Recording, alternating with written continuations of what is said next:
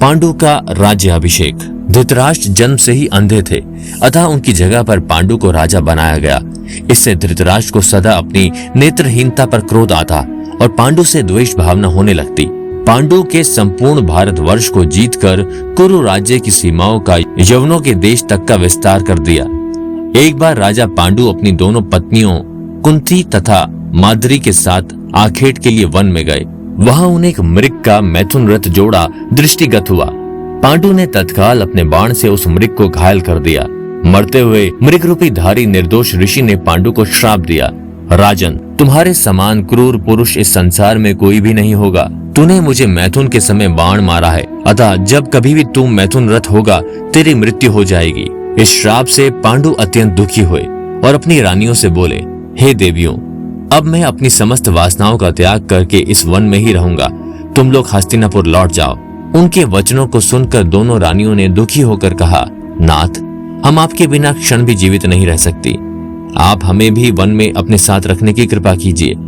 पांडु ने उनके अनुरोध को स्वीकार करके उन्हें वन में अपने साथ रहने की अनुमति दे दी।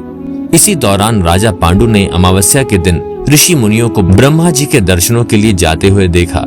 उन्होंने उन ऋषि मुनियों से स्वयं को साथ ले जाने का आग्रह किया। उनके इस आग्रह पर ऋषि मुनियों ने कहा, राजन, कोई भी निसंतान पुरुष ब्रह्मलोक जाने का अधिकारी नहीं हो सकता, अतः हम आपको अपने साथ ले जाने में असमर्थ हैं। ऋषि मुनियों की बात सुनकर पांडु अपनी पत्नी से बोले, हे कुंती, मेरा जन्म लेना ही वृथा हो रहा है, क्योंकि संतानहीन व्यक्ति पितृ ऋण, ऋषि ऋण, देव ऋण तथा मनुष्य ऋण से मुक्ति नहीं पा सकता।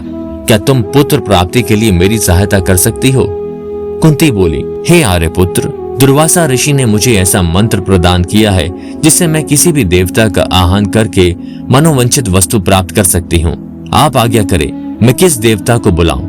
इस पर पांडु ने धर्म को आमंत्रित करने का आदेश दिया। धर्म ने कुंती को पुत्र प्रदान किया, जिसका नाम युधिष्ठिर रखा गया। कालांतर में पांडु ने कुंती को पुनः 2 पुत्र वायुदेव तथा इंद्रदेव को आमंत्रित करने की आज्ञा दी। वायुदेव से भीम तथा इंद्र से अर्जुन की उत्पत्ति हुई। तत्पश्चात पांडु की आज्ञा से कुंती ने माद्री को उस मंत्र की दीक्षा दी। माद्री ने अश्विनी कुमारों को आमंत्रित किया और नकुल तथा सहदेव का जन्म हुआ। एक दिन राजा पांडु माद्री के साथ वन में सरिता के तट पर भ्रमण कर रहे थे। वातावरण अत्यंत रमणीक था और शीतल मंद सुगंधित वायु चल रही थी। सहसा वायु के झोंके से माद्री का वस्त्र उड़ गया।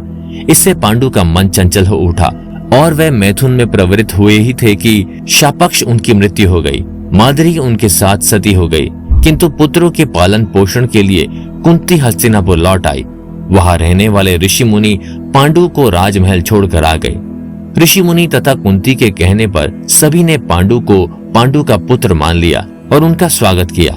हम उम्मीद करते हैं कि आज का ये वीडियो आपको पसंद आया होगा।